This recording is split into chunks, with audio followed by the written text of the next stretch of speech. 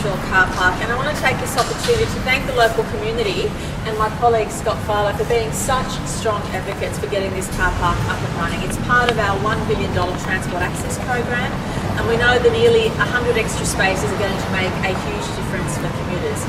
But what will make an even greater difference for commuters is the fact that once we start using our Opal card to access this car park, it means genuine commuters will be using this car park. I hear all too frequently across the state, across our rail network, that people not using public transport are actually clogging the car parks.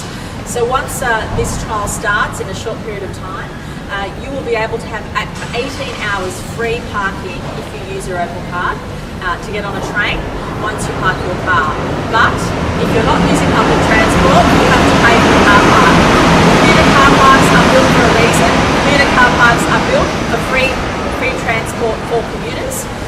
Unfortunately, people who weren't catching public transport are using the car parks all too frequently. We're really pleased to know that on the B-line service, the DY car park has proved very successful. On that trial, we've seen people who use the car park also use public transport and jump on the bus. In this example, we know that people who use this car park will jump on the train for the intended purpose of that.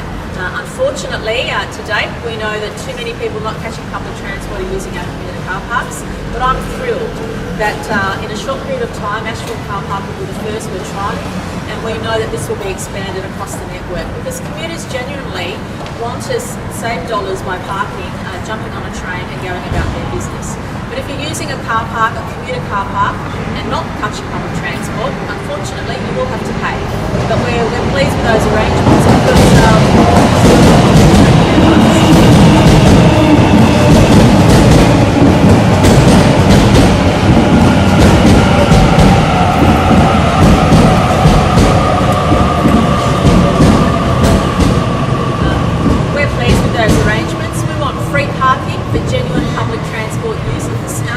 excited about that. I'm a keen public transport user, and I know what it's like for busy families when they've got to think about, do I take the car and go to the car park, or how do I get to my public transport mode? This makes the decision easier. It won't cost a thing if you are an Opal card user and you jump on the train or the bus, but if you're using your commuter car park for the wrong reasons, you will have to pay. How many commuter car park cheats do you have? Or is there a significant number? All too many, because often commuters say they'll get to the car park and it's already full, and there'll be people who are staying for a short period of time, but unfortunately they'll be using that car spot when it's peak hour, right when commuters need to use it. So this is to prevent those people who are using the car park for the wrong reasons.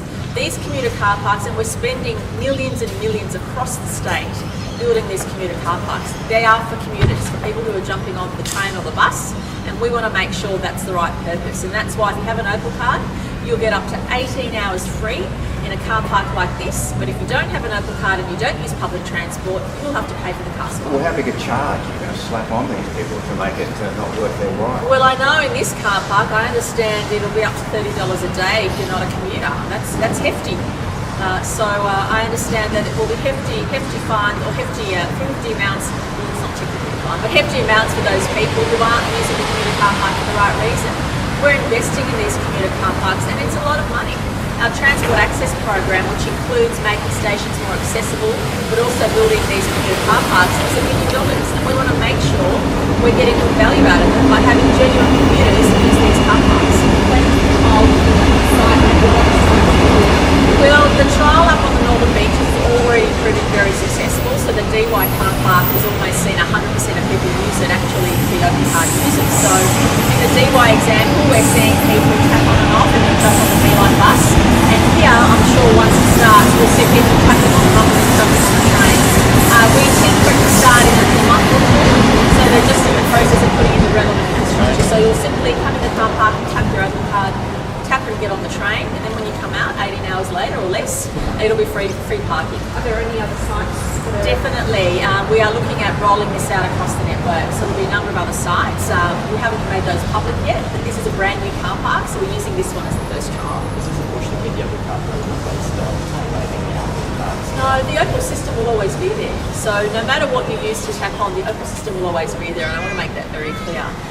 But the Opal system means that for car parks, we'll be able to extend it, and if there's other opportunities where we can encourage public transport use by using the Opal system, we'll make sure we do that. There are a lot of local council car parks that charge commuters.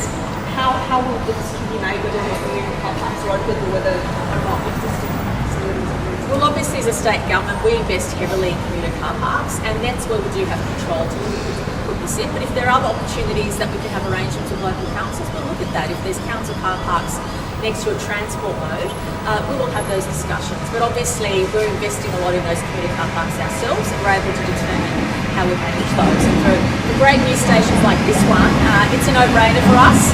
We built this with the intention for people to be able to park and use the train, and that's exactly what it should be used for.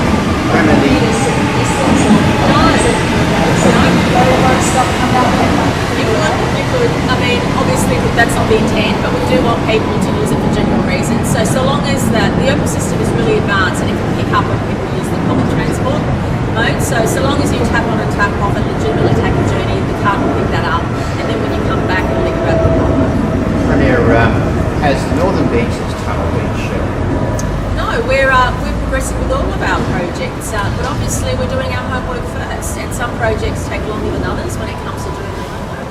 And we need to get those projects right, and no matter what project it is, we'll always do our homework first before we make those investment decisions. Well, your key infrastructure report released just recently says it really should be delayed for 2 decades. What do you say about that? Well, no, our infrastructure reports look at the long-term horizon. They look at a number of priorities, a number of projects. It's really up to government to determine what those priorities are. And we're a government that does our homework, and we'll continue to do our homework on all those major projects. But they've argued, your senior bureaucrats are saying that it should be held off. Now, are they wrong? Well, I know similar people, said don't build the North West Rail Line or don't build the South West Rail Line. I mean, these are government decisions. We know where people are moving. We know where the congestion hotspots are. It's our job to make those investment decisions based on what the community needs. And we always do our homework first before we make those investment decisions. You'll be ignoring that advice then, is that right? No, not at all. We're a government that does our homework, and if you look carefully, at all those reports, it has a list of priorities in the short, medium and long term, and it's up to government to make decisions on where those investments should be. They say that in terms of priority, this one falls 20 years away. Now, is that the case? Well, no, that's not the case. What is the case is our government making investment decisions where the community needs those projects the most. And we've already announced our investment decisions on a whole range of projects. And what I'm extremely pleased about is we have completely turned the dial. Before we came to government, projects were being cancelled, nothing was being built. It's really great to now have a debate about which project should come next, because this was a debate we couldn't have had under the Labor government. Therefore, when do you see the Northern Beaches tunnel being done? If it's not in 20 years' time, starting in 20 years' time, when do you see it? Well, we've always said we'll do our homework and then we'll make an announcement to the community on all our projects. And we're doing similar homework on the F6, we're doing similar homework on other projects around the state. Whether are roads, hospitals, schools, you need to do your homework before you make those investment decisions. And as soon as we've completed our homework on that project, for example, we've already started the geotech work. And once that geotech work is complete, we'll be able to make an announcement as to when that's happening. What do you say that the folk in the Northern Beaches are doing today, based on these reports, might think that was merely an announcement for a by-election? Not at all. We're committed to all the projects we announce. We're absolutely committed to. Different projects have different lengths of time that it takes to build them. We make sure we do our homework first before we make those investment decisions. And I'm looking forward to commenting on all our projects in the near future.